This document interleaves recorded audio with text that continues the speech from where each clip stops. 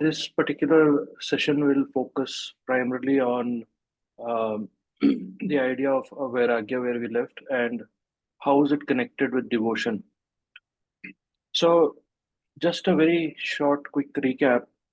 The progression was in these terms that we started with the understanding of temporary nature of life, ourselves, our bodies, and everything.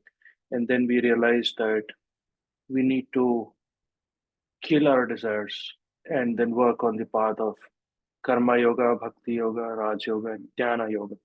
So, all through our discussion, as we proceed further, we will be developing, or rather, the student or Arjuna, that is the Arjuna in each one of us, develops the paramita or quality or virtue of Vairagya, detachment. And then there are different levels. So, we saw it starts with understanding the temporary nature of everything, and then intense desire arises in us to know the truth, and then we have no attachment, or our desires start fading away, desires of material possession, desire of having uh, lots of things, could be associated with your ambition, could be associated with your life situation, and so on and so forth. So it all gears towards living a life which is more aligned, and the purpose of life is what we start searching. And in this context, we have the idea what Light on the Path also says: kill out ambition, kill out desire of life, kill out desire of comfort. So this becomes the first step. Now, in this context, let's consider the shloka from chapter 6, 24 and 25th shloka. I would like somebody to volunteer if somebody would like to read this shloka in English. When he hath renounced all intentions and is devoid of attachment to action in regard to objects of sense, then he is called one who hath ascended to meditation. He should raise the self by the self. Let him not suffer the self to be lowered, for self is the friend of self, and in like manner, self is its own enemy. Thank you. So, when he hath renounced all intentions and is devoid of attachment to action in regard to objects of senses. So, here, objects of senses is the focus. So, Patanjali Yoga Aphorisms states this very important thing, which Craig also mentioned, is that abhyasa is required. The restraint of the modifications of mind is achieved through practice and detachment. It is not easy, but it is possible, and many people have achieved it. So, continuous practice, continuous detachment, continuous effort, abhyasa is required.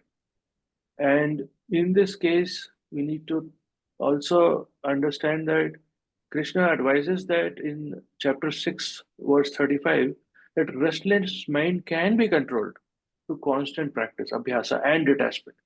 Hence, we are discussing and studying about Vairagya. Hence, Vairagya is very important. So, in parallel, what is happening is once we understand all these ideas, we are putting continuous effort, and we are also working on developing the virtue of Vairagya.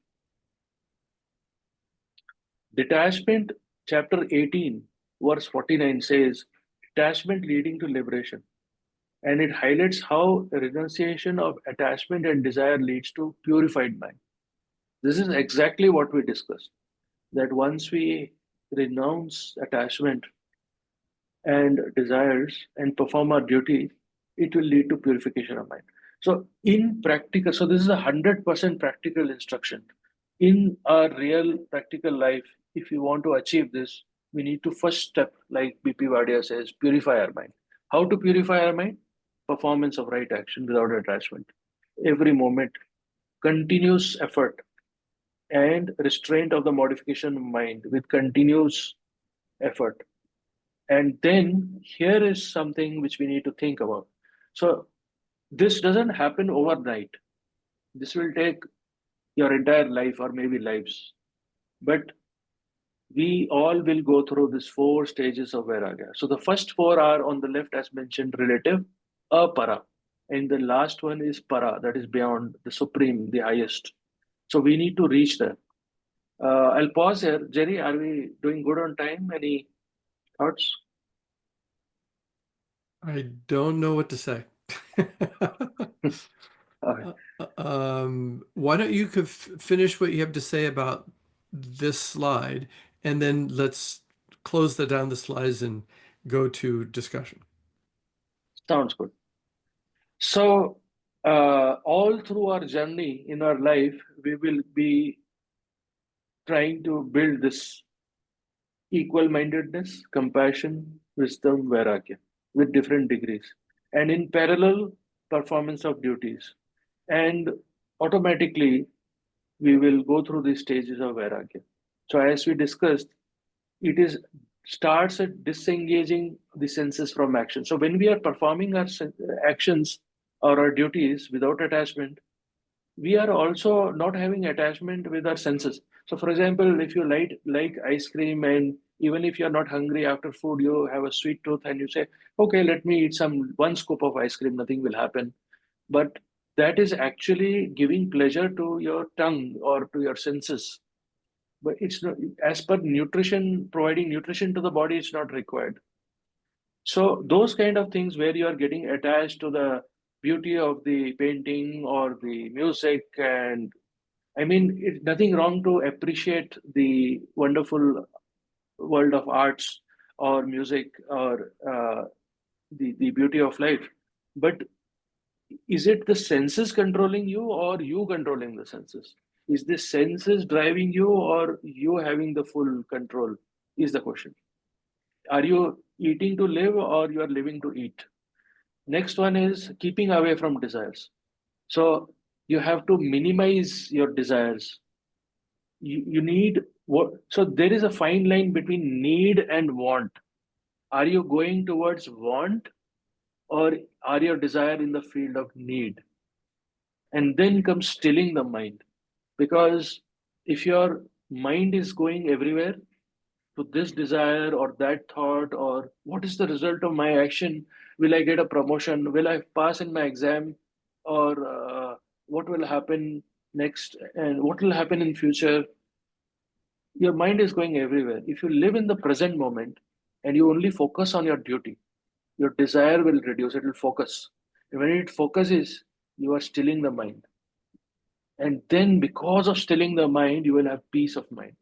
And then comes Vashikara, or the complete control, or freeing yourself from the cravings and the desires. And during this process, your mind purification, chitta shuddhi, also happens in parallel, pari-passu, in tandem. And the skandhas which were there of previous millions of lives or hundreds of lives are actually washed out or cleared or purified with new skandhas or higher skandhas. And then after lots and lots of effort, you reach the stage of supreme detachment, the Paravairagya, wherein you become a thought renouncer. You even observe every thoughts in your mind. You observe the gaps in the thoughts of your mind. And even if any unwanted defiling or uh, disharmonious thought is about to even arise in your mind, you are even able to observe that and renounce that. You become a thought renouncer. This is the highest stage. And this is also mentioned in Patanjali. So I'll pause here.